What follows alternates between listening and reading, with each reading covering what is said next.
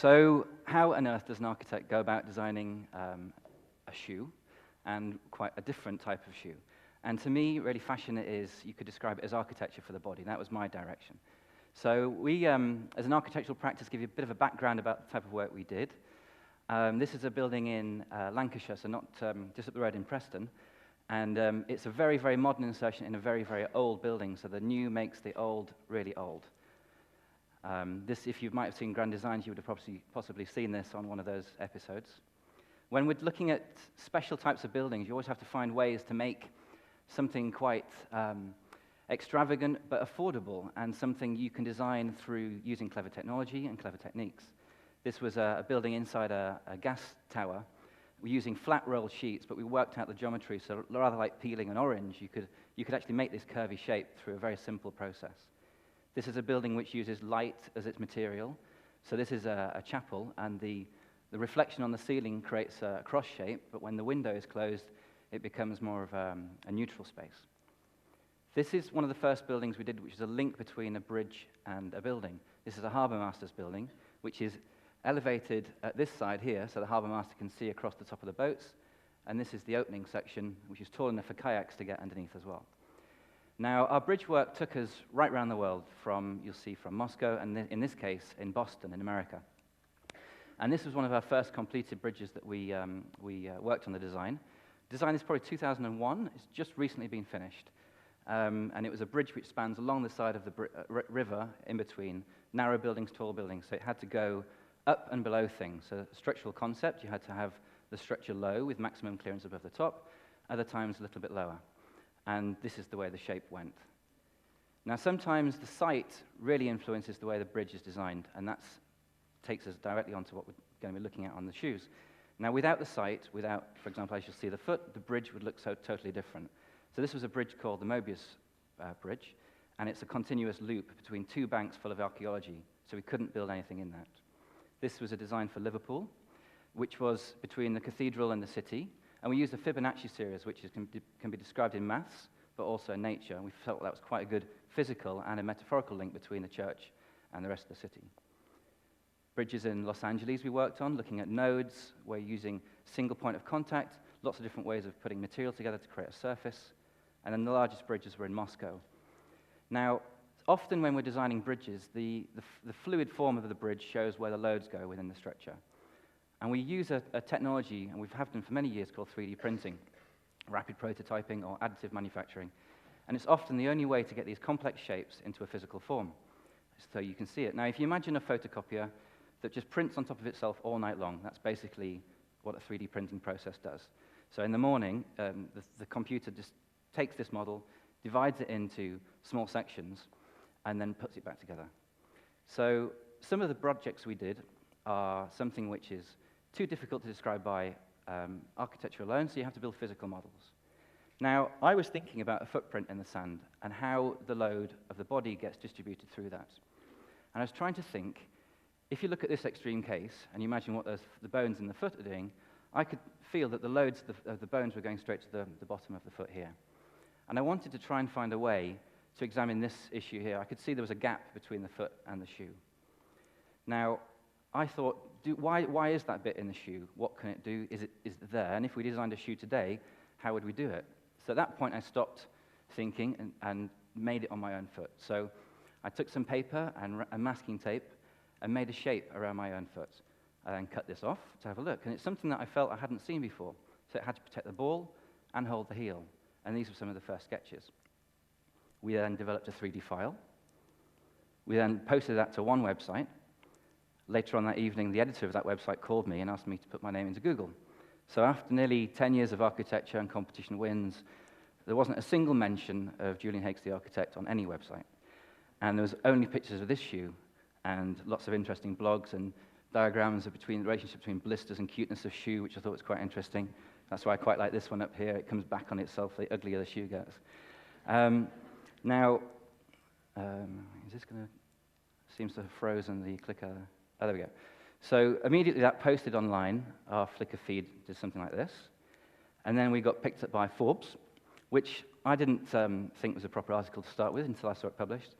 And it started off with people like everyone from Adidas to Karl Lagerfeld, and then a 4-page feature on the link between architecture and shoes. Posting things online allows people to do what they think the foot does in a shoe. Now, we knew that this couldn't quite provide all the answers immediately. It was just a concept at this stage, but it was already too late. So we had phone calls from people right around the world, including lots of celebrities, saying, I want to wear this shoe. So we felt it was a little bit like a kind of unofficial kind of crowdsourced process, so that the demand was there, people saying, make it real. We didn't have a clue what to do, had no formal training in footwear at all. So we did what we did best as architects trained, and we started making models. Went down to Soho, bought an old footlast, got some carbon fiber from a sculpting shop, started wrapping it around the footlast to try and make it into a shoe. First thing I did was then I actually stood up in that version and thought, well, if you take a piece of paper, for example, and it's quite loose, if you roll it into a column, it becomes quite strong. So if you orientate materials in the right way, they can actually do quite surprising things. Almost as surprised as our foot model was when I asked her to stand in this bucket and fill it with alginate, which is what dentists use to take impressions of your teeth. Then thankfully her feet came out. I was a bit worried at that point. And then we cast her foot in plaster of Paris and then laser scanned it at the RCA, Royal College of Art in London. And then started to use our computer programs that we designed bridges with to then recreate that paper model around the foot. And it's the only way we knew how to do it. We didn't know any of the process. And you can start to see how that natural foot shape is working. And this was the first time that this is a 3D printed shoe. It's not been made touched by hand. It's come straight from CAD, from a computer-aided design 3D process, straight into this mode, and it was the first time it was walked. So we then got approached by a couple of designers to work with them for London Fashion Week, and we worked with Anne-Sophie Back from Sweden and Ada Zanderton from London. And we had to then make 2 collections of shoes for 2 catwalk presentations. So it's the first time we developed that. So the architectural studio moved all the models and stuff back and started making shoes. So these are 3D printed shoes. The forepart is actually a rubber sole from the cobblers that were on Tower Bridge Road where our studio was. And the heel and the forepart, the leather was stitched by the dry cleaners on Tower Bridge Road, so we just had to use what we had available. And this is me working backstage at the first catwalk. Now, that morning was the most stressful morning of my life. We had 20 pairs of shoes and 2 catwalks, and nothing broke, no one fell over, and that was quite an amazing process. And we didn't realize at the time, but we still think we were probably the first people to catwalk a 3D printed shoe anywhere. And didn't mean to do it, it's the only way we knew how to get there. So then when Vogue picked it up, it was photographed by Miles Aldridge. So this is a shoe, 3D printed with a bit of Tower Bridge Road cobblers and dry cleaners making on the bottom bit. And then Elle ran it, and Wall Street Journal. And then we had to then make this properly real, not just a catwalk shoe. So we went through a process of lots of 3D printing and testing on the foot. And we then were approached by an offer of some investment to make this to launch this as a proper brand. And we now had a showroom space out of New York, out London, Paris, Munich, and also in Hong Kong. So this is, if I ask this gentleman to pass me one of this box over here. Thank you very much. Okay, so I'm going to try and do this with 2 hands. So if I stand still long enough, right, hang on, let me just do this way around. So these are now the finished shoes, and they come in a box like this. And we made the brand logo like a love heart shape. So have we got this up on the screen, possibly? Or if you can see it from there, I'll show you this anyway. And you can, if anyone's got a size 39, they can come and try this on later. So these are the shoes as they currently are. So you can see there is nothing between the middle part of the shoe at all, because from our tests and the studies we did, there was very little load transfer in that part of the foot. The other thing that was quite unique is because we were making a shoe around the natural foot, it was like being in bare feet but on heels. So the front of the shoe is quite wide, as the natural shape is. Because if you imagine from a maths and engineering point of view, the narrower you make the forepart of the shoe, the bigger the loads go up in the front of the foot. So people describing this as a very comfortable way to stand in a heel.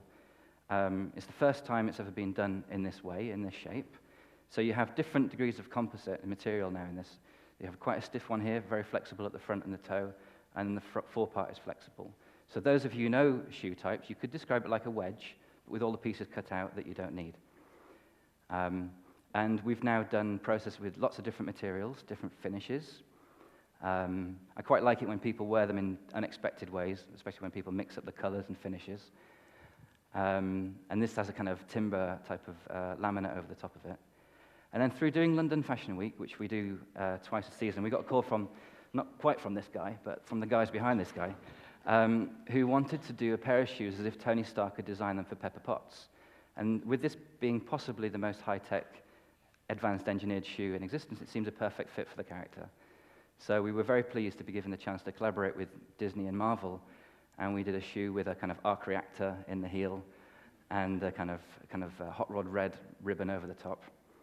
And then following on from that, obviously Iron Man's friend Thor quite liked what we'd done, so he asked us if we could do something as well. So this was as if a shoe had been hammered by Thor, which would have been for Jane within the movie.